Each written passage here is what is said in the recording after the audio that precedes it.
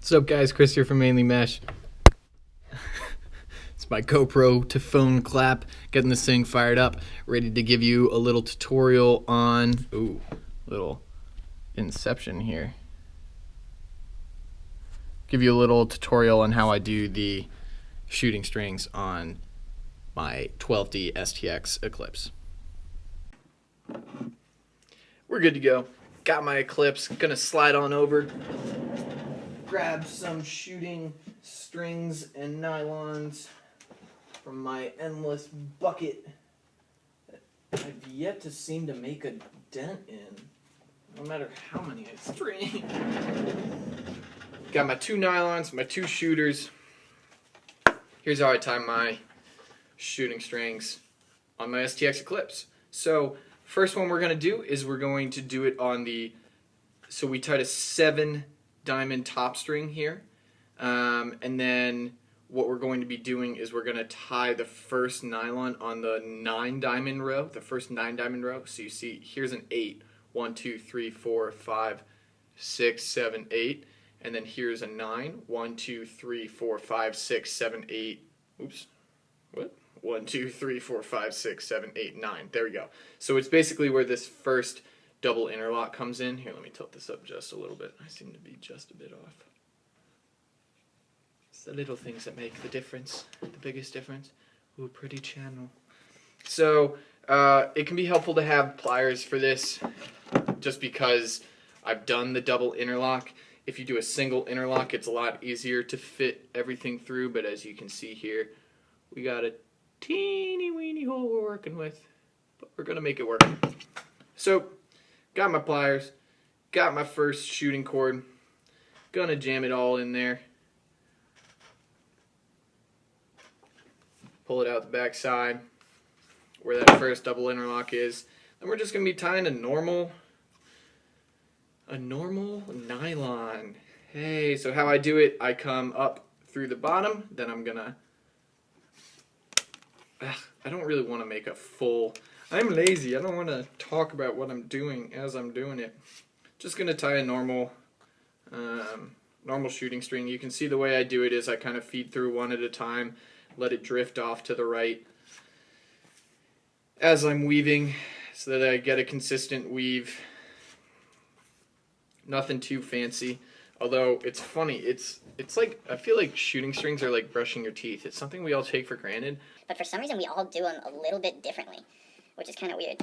Reminds me, like when I was, I think it was my freshman year of college, I came home on break, and my sister, who's 3 years younger than me, see, this is why I get mad at myself for the things I do sometimes. There's not enough room for this. Anyways, back to the story. I came back home freshman year on break, and I was like, here, let me tilt this up again for you guys. Go to brush my teeth, and my sister, after we finish brushing our teeth, she doesn't spit out the toothpaste in her mouth. She doesn't rinse out afterwards. I'm like, what are you doing? She's like, no, you can't do it. There's fluoride that you need to keep in, which could be true, sure, but it wasn't even that I was weirded out by, so much as I was like, look, we've lived in the same house for like 17 years. We've shared a bathroom the entire time. How did I not know that you brushed your teeth differently?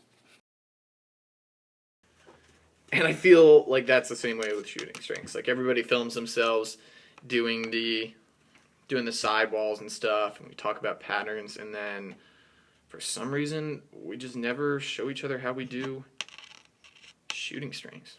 Obviously my way's the best way, and I totally invented it. No one ever did it like me before I did it. Obviously that's probably not true.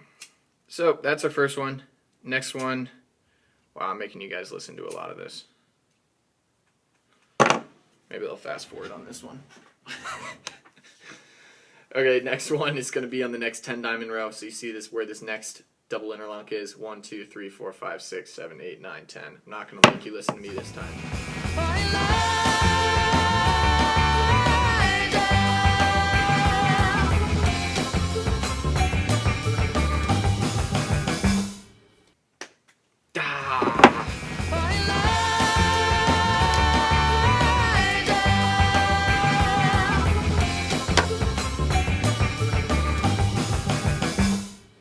Oh, just a reminder, how I tie them off is I tie a square knot to start. So I go left over right, right over left. Then I tie just a normal double overhand. So just tying like your standard overhand knot, but with 2 strings to cap it off. Just a really easy way to wrap things up like that. Now for our first shooting string, after I snip this, we're going to do a 3-diamond U/V and a 1-diamond U, aka a true V. So you see on this sidewall here, there are 3 ones that I've tied. Basically, if we go back, we're going to be tying this 3-diamond U right underneath this last shooter cord. So there's 1 in the middle, 1 on each side, 1, 2, 3. And then we're going to trace that down, and it falls directly on that second one. Here's the first one, there's the second one. I'm just going to loop it around the sidewall here and go ahead and tie ourselves a 3-diamond U. Elijah has brains and long legs and wears jeans at his hip. And every girl in the world has been missed by his grip. His long curly hair that when wet goes as far as his chin. But his knowledge of poets and punks is debatably thin. Voila, tying it off the same way that we tied off the shooter cords. So we're doing just a nice square knot followed by a double overhand. And then for our last shooter, we are going to be tying just a straight V.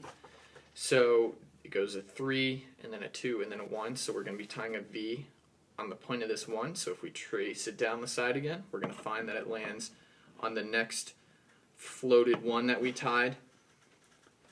We're going to do the same exact thing we did last time, except we're going to continue it until it comes up into a pointed V, looping it around the sidewall once again. The thing I like most about him is what I see on the surface. Like 2 distant shores, we're bound by a love that's an isthmus. Once we've tied that off, then we can bid one grand adieu to our 12-diamond STX Eclipse. This one's strung with ECD 12D, heading out in the mail tomorrow morning, just to ECM Black 12D, sorry, just to prove to you guys that the same exact pattern works for both meshes. Obviously slightly different characteristics in the mesh, but pretty much the same performance, you know, maximizing what you can get out of each mesh. So that's how I do my shooters on these sticks, trying to maximize or minimize rebound, maximize rebound control, channeling everything into the deepest part of the pocket. Still having a nice smooth release, not keeping the pocket too deep, only as deep as is necessary. Thanks so much for hanging out on this Tutorial Tuesday. Like, comment, subscribe, you know the deal, and I'll catch you guys next time.